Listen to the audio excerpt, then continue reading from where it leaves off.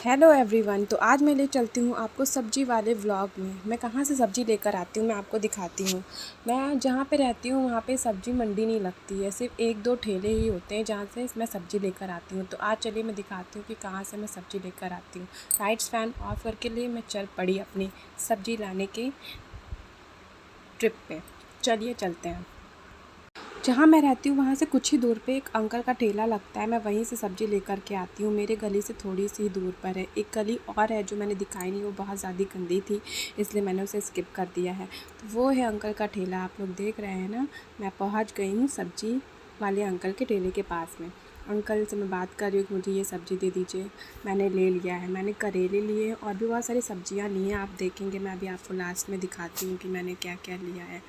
सब्ज़ी तो बहुत ज़्यादा महंगी, समझ में नहीं आता है। जब सब्ज़ी लेने जाओ तो समझ में नहीं आता है क्या लो, लेकिन फिर भी इतने चॉइस रहते हैं, कुछ ना कुछ तो समझ में आ जाता है। पर मेरे हस्बैंड बहुत चूज़ी हैं, बहुत लिमिटेड सब्ज़ी खाते हैं, तो इसलिए मैं बहुत ही लिमिटेड सब्ज़ी भी लेकर के आती हूँ।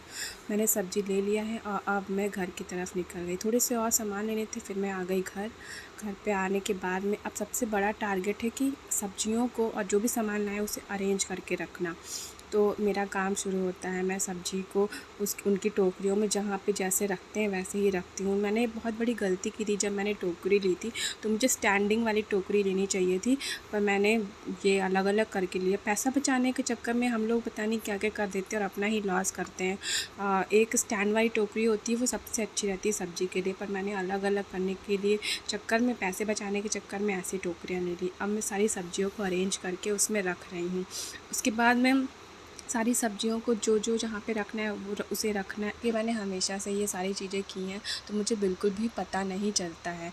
और मुझे लगता है कि ये सारी चीज़ें इम्पॉर्टेंट भी होती हैं, पर सबको नहीं आ पाता है। लेकिन हाँ, अगर मजबूरी होती है तो आ जाता है। मुझे तो ये सारी चीज़ें हमेशा से करनी पड़ी मेरे पापा की डेथ के बाद, और अब तो मेरी मम्मी भी नहीं है। लेकिन ये है कि सपोर्टिव लोग हैं तो मुझे कोई प्रॉब्लम नहीं होती है। पर फिर भी मैं अपना काम जो पहले करती थी वो सारे काम आराम से कर लेती हूँ, मुझे कोई प्रॉब्लम नहीं होता। खाना भी बनाने में और कोई भी काम करने में मुझे कोई प्रॉब्लम नहीं होता है। होना भी नहीं चाहिए किसी को।